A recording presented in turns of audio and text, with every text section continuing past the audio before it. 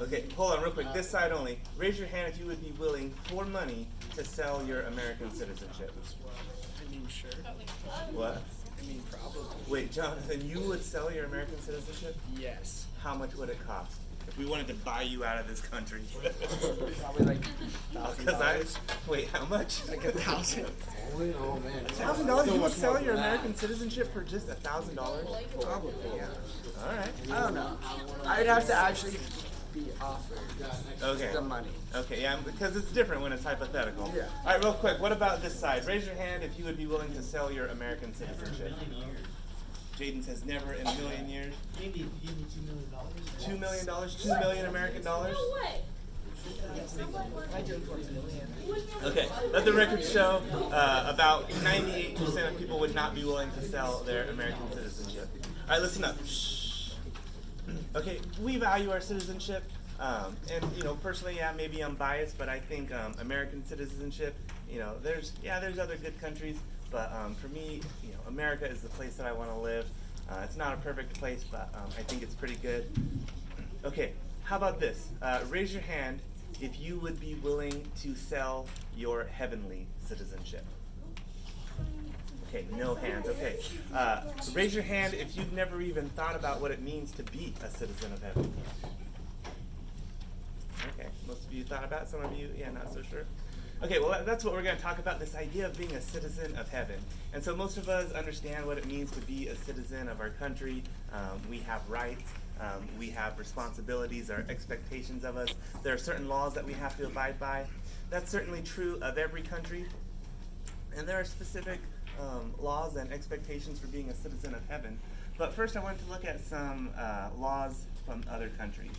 Okay, and so I found these on the internet. These are some laws in other countries that we don't have in the United States, but if you lived in one of these countries, these would be some laws that you were expected to abide by. So for example, in Bolivia, they have the law of Mother Earth. So this is a law, you get in trouble if you don't follow this law. And that says, this is a cut and paste as well, Bolivian President Evo Morales recently enacted his country's law of Mother Earth, a groundbreaking piece of legislation that redefines the earth and all its inhabitants as a living system with rights instead of a commodity to be exploited. We need that law everywhere.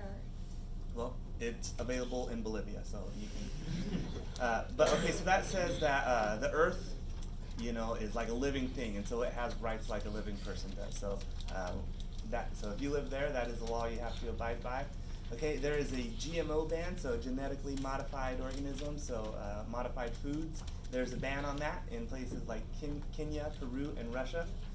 And so it says, while about 90% of American corn, soybeans, and cotton are currently grown from genetically modified organisms, and 70% of all American processed foods contain GMO ingredients, a growing number of countries have enacted partial or total bans on GMO seeds and products. Kenya and Peru are the latest additions, joining Russia. Okay, so if you're a farmer in one of those countries, you have some different laws to abide by.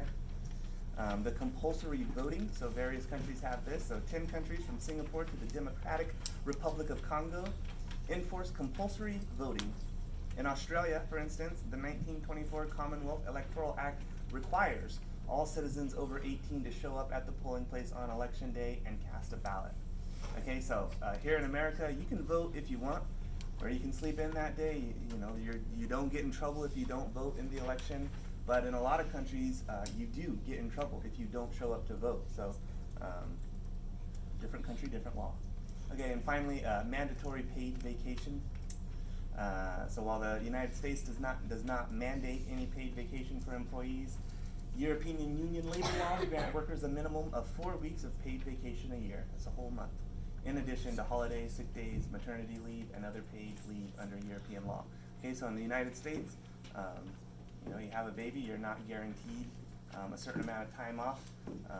However, in Europe, you are. I think that's right. Okay. And then one other, in Italy and in Germany, the government has to balance the budget. So in the United States, if they don't balance the budget by a certain date, there's no penalty. The government just kind of shuts down. But the basic laws of Germany, Spain, and Italy, as well as the Swiss Constitution, all require the state to spend no more than it takes in. So if you go over, you're in trouble. While most U.S. states have balanced budget provisions, the federal government is under no such restraints. Okay, so anyways, I mentioned these to just to point out and bring to our attention that there are different laws, there are different countries that have different expectations, and sometimes we are just so deep and we just get tunnel vision into our own community and our own country that we don't remember that there are other laws and different expectations for different people. Curious, have you guys ever heard of this fellow named Edward Snowden? Okay, so he's been in the news a lot, not so much the last couple years, but still somewhat. And so he's kind of famous because in 2013 he was exiled from the government. So he was a government worker, and so he had access to classified information. And if you have access to classified information, it is expected that you will keep that information classified. But instead, he decided to take this information on government surveillance and give it to the people. So he leaked this information, and so the United States considered that, the government considered that to be treason, and so they said he's in trouble. And so he had to leave the country. He went into exile, and he cannot come back to the United States. So born an American citizen, however now I think he's currently living in Russia, and if he comes back, if he sets foot on American soil, he's going to be greeted with handcuffs and he's going to be under arrest. However, he would love to come back to the United States, but he's not allowed to. And so he has to live in some other countries. And I just thought it was an interesting comparison. You have someone who wants to be a citizen so badly, but he's not allowed. He has to stay far away from his home country. And as I was thinking about our heavenly citizenship, you know, we are invited in, we are allowed to be citizens of heaven, you know, to live in the kingdom of God. However, we kind of do an opposite thing. Like, we're welcomed in, but we seem to want to stay away a lot of times and not abide by those laws or to follow those expectations, but instead we want to follow the laws and the customs of another culture, kind of the culture of the world. And so just how backwards that is from that situation. Okay, so I want to talk about Philippians 3:17 through 21, where Paul talks about our identity as heavenly citizens. So hopefully you guys got a worksheet on that, and that passage is on there. And then on the part where it says these laws and those laws, go ahead and answer those as I read this if you'd like. If you need something hard to write on, you can use your neighbor's forehead. But I want to read Philippians 3:17 through 21. Not really, please don't. Okay, he says, join together in following my example, brothers and sisters. And just as you have us as a model, keep your eyes on those who live as we do. For as I have often told you, before and now, tell you again, even with tears, many live as enemies of the cross of Christ. Their destiny is destruction. Their God is their stomach, and their glory is in their shame. Their mind is set on earthly things.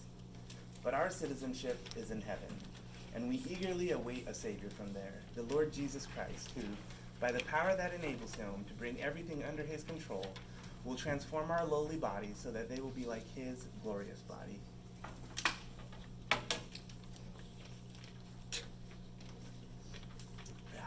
A little dehydrated preaching.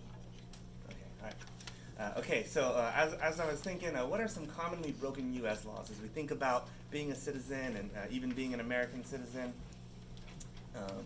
I was thinking, well, what are some commonly broken U.S. laws? And as I was thinking about that myself, one of the first answers that I came up with was, I can't tell you how many times I've had a conversation with someone and they casually mention how they have, downloaded a movie illegally, or they have bought like a bootleg DVD or something. And whenever I tell them, hey, that's illegal, right? They just shrug, like they likely know. They just are completely unbothered by it. And I'm like, wait, there's an FBI warning at the beginning, etc. If you could hold your questions till the end, please. This isn't a question. Good. Hold your comments till the end, please. Thanks. Okay, so here are some commonly broken U.S. laws. One, I found these on the internet. So this is playing poker for money at home. You ever think about that? So it is illegal to gamble outside of a casino where it is legal in certain states. So playing poker for money at home is one of the most commonly broken U.S. laws. Driving over the speed limit. I can't imagine who would do that, but some people do, I guess. Typically if you're on Eagle Road. Yeah. Not updating your ID when you move. So a lot of people will move, and they'll have on their ID card like their old address, actually against the law. Sharing medication. I've seen people do this. I've witnessed this. So someone gets a prescription, maybe a painkiller or something like that, and they're like, "Oh, your back hurts? Oh, I got a prescription pain pill. Here you go." It's like illegal. Yeah. And then jaywalking, the most commonly broken U.S. law. Yeah. You crossing the street without the use of a crosswalk. Okay, so I put those in there because I want us to think like even though someone is a citizen, we're not necessarily model citizens. There's always room for improvement. Okay, similarly, most committed sins by Christians. This is from ChristianityToday.com. Real quick, what do you guys think one of the answers is going to be? What do you think, Drayden? Obeying father and mother. Okay, obeying your father and mother. What do you think, Thomas? Lying. Yeah, what do you think, Kaylee? Like either lying, like you already said, but I can't word. Words are hard. Yeah. I didn't write. Never mind. Lying. Yeah, that's a big one. What do you think, Brad? Okay, following it. Well, is it a sin to be in temptation, or is it a sin to act on it? Yeah, acting on those. Yeah. What do you think, Christian? Having an idol. Okay, idolatry.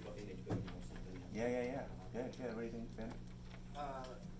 One of the great laws is love each other as yourself, and on the news you see a lot of hate on Christians for not doing that. For sure. Yeah. Good answers. Yeah. So these are gonna a lot of these. Oh, Ayla, what do you got? Sorry. Putting God first in your life. Okay. Yeah, which is also like idolatry, right? When you don't put God first. Yeah. So we got pride, which is kind of like what Ben said, where we just put ourselves first. We don't love our neighbor. We think, we just want to act selfishly. Gluttony, and this is according to this website. And so, but when I think about gluttony, I don't just think about like eating a lot of food. It's similar to pride, I think, and it's just giving yourself whatever you want without any self-control. Lust, so sometimes lust after people, lust after things, lust after power, lots of lust committed by Christians. Hatred, also kind of like what Ben said, is where we're not loving our neighbor, but instead we're going to the other extreme and we're hating them.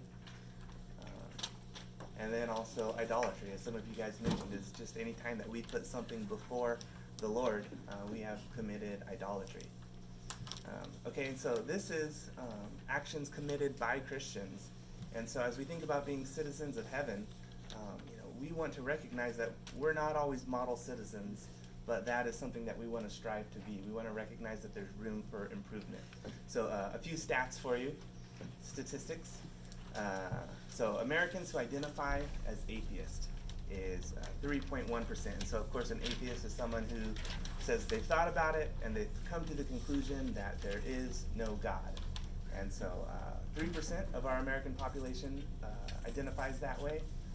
And then 4% of Americans identify as agnostic. Okay, and so if you're not sure what agnostic is, that means you don't know. And so if someone says that they're agnostic, they're saying, well, maybe there's a God, maybe there's not a God. I just don't know. So basically it's a big shrug. The difference between atheist and agnostic, an atheist would have said, yeah, I've thought about it and I've concluded there is no God. And agnostic says, we can't know. There's no way for us to know. Okay, and then Americans who identify as unaffiliated or just nothing in particular, they say, hey, what's your religion? And they'd say, oh, nothing. Are you an atheist? No, I'm nothing. Are you agnostic? No, I'm nothing. Christian? No, nothing. So 23% identify that way, and they say, just not applicable, no religion. So if you add those numbers together, you get about 30%. Okay, so that's 30% of our American population identifies as either atheist, agnostic, or unaffiliated. And another interesting statistic in there is of that 30%, at least 50% of them are age 30 and under. So a lot of my generation, your generation, and that is currently considered the fastest growing religious group or spiritual description in our country, is nothing in particular or unaffiliated. It's growing faster than Christians, growing faster than Islam, growing faster than any other spiritual group. Okay, so now as we think about Christians, specific Christians, Okay, so the percentage of Christians who tithe or give money to church or charity is between 10 and 25%. So it's a little more difficult to lock down a definite figure on that one. Okay, and so Christians who give any money is 10 to 25. The average percent of money that a Christian gives, 3% of their income. The average number of Christians who gives a tithe, and so tithe means 10%, 2.5%. So more Christians are giving some, but only 2.5 is giving an actual 10% of their income. And then the percentage of Christians who have evangelized, and so according to this survey, this was within the last 6 months, 39% of Christians said that they shared their faith at one point. So if you get a 39% on a test, that is a big F. That's a fail. Okay, and so I list these as we think about being citizens. Here's kind of a picture. So like not everyone that we meet is a citizen of heaven. So we mentioned 30% doesn't claim Christianity, but then there's another percentage of people who claim a different religion, Islam, Buddhism, or something like that. So that's not even the full picture. And so I list those figures just for us to think about. Not everyone you meet is a citizen of heaven. And so we want to think about ourselves for a minute and say, well, yeah, I do identify as a citizen of heaven, so I should behave differently. But even as we look at those that do identify as citizens of heaven, we notice a lot of them are not giving financially, not sharing their faith, and some of these are some of the basic things of being a Christian. Okay, so I want to look at this passage again, but I kind of want to look at it verse by verse and pull as much from it as we can. Okay, and so starting in verse 17, Paul says, "Join together in following my example, brothers and sisters. And just as you have us as a model, keep your eyes on those who live as we do." Okay, so one of the first instructions that Paul gives to his readers is he says, have a model, have an example. And so Paul has his posse, the people that are doing ministry with him, and he says, also consider me as an example, as a model. And so as we're thinking about citizenship, how many of you would be willing to say, I'm a model citizen of anything almost, like I'm a model American, or I'm a model of Christian, I'm a model evangelist. model Christian, or whatever. Like that takes a lot of confidence and a lot of certainty to be willing to make that statement, to say, hey, watch me as I follow Jesus. But I'm glad that Paul does that, because I think that is something that we all need, examples. One of the ways that I learn, so maybe you guys are familiar, there are 3 types of ways that people typically learn in andragogy. And so you guys know the 3 types? 3 ways that people learn. So one is auditory. So some people learn best just by hearing something. Then there are visual learners. And so some people learn best by looking at something. And then kinesthetic learners, and they learn best by doing something. And so for me, if somebody wants to teach me how to change a radiator in a car, like they could tell me how to do it, and I would listen very intently, and I would say I probably have about a 0% chance of being able to successfully do it myself. They could show me a video. Maybe I get on YouTube, this is something I do often, and I watch someone change a radiator in a car, and then I might be able to do it, but I still wouldn't be very confident. However, if there was someone, a mechanic, who took me alongside and said, okay, I'm going to physically show you, I'm going to instruct you, and you're going to be the one to change a radiator, and if I do it myself with someone teaching me and coaching me, I think I'm going to have a much better chance at success. And I think if I did that once, I'd be able to change a radiator, anytime. And so Paul is saying, hey, you have an example. You can watch me, you can hear from me, and in this context, if you have a chance, you can do ministry with me. And so I think we all need examples, some acceptable examples of who we can watch and learn how to do ministry from. One is Paul. He has passed away thousands of years ago, but he is still an acceptable example because we can read about his life. We can read his instruction. We can still follow his example. And I would say not only Paul, but a lot of other heroes in the Bible as well. Any of the disciples, Old Testament prophets, just these heroes of the faith that we read about. But we know Paul is an acceptable example because God's word tells us, we just read it, he says, join together in following my example. And just as you have us as a model, keep your eyes on those who live as we do. So he says, not just me, but those who live as we do as well. Okay, also in a category all his own, Jesus Christ is the example. And Jesus did some ministry specifically for the point of being an example to us. He says in John 13, after he washes his disciples' feet, he says, I have set you an example that you should do as I have done for you. So Jesus is very intentional in that. And then another example of someone that you can watch and learn from and do as they do, I would say anyone that is just doing it. And so there's a lot of people even in our church, those heroes of the faith, those that have been committed to ministry for decades. Just as you watch their lives, you notice there's something different about them. They actually care about what they're doing. They actually care about me. They're actually making a difference in the church and in the world. And so I can think about some people, even at our own church. I think about guys like Bob Bishop and Mike Bowman and guys like that. Jeremiah's dad, great guy. I just think, man, there are all kinds of examples all around us, people that I would love to mimic. So, and then also consider this, that you can be that example for someone else. Paul also says in 1 Timothy, he says, don't let anyone look down on you because you are young, but set an example for the believers in speech, in conduct, in love, in faith, and in purity. So Paul, writing to a young person, says, hey, also be an example. As I say about myself, follow me as I follow Jesus. You should be able to say that to others yourself, even at your young age. So that can be you as well. Okay, in verse 18, Paul goes on to say, for as I have often told you before, and now tell you again, even with tears, many live as enemies of the cross of Christ.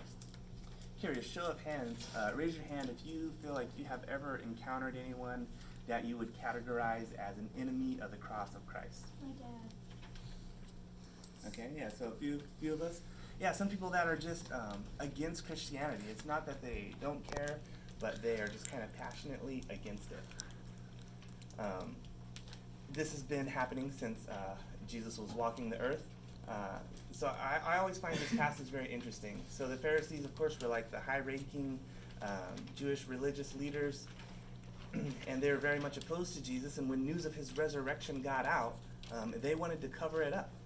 Because, of course, Jesus was in the tomb. They had this big, heavy rock around it, blocking the entrance. And then they also had Roman guards guarding it. In case anyone tried to cause trouble, they could, potentially be killed. They were armed guards. But of course, you guys know the Easter story. Angel comes, rolls away the stone, guards pass out, bright light. Jesus is resurrected, and it's obvious.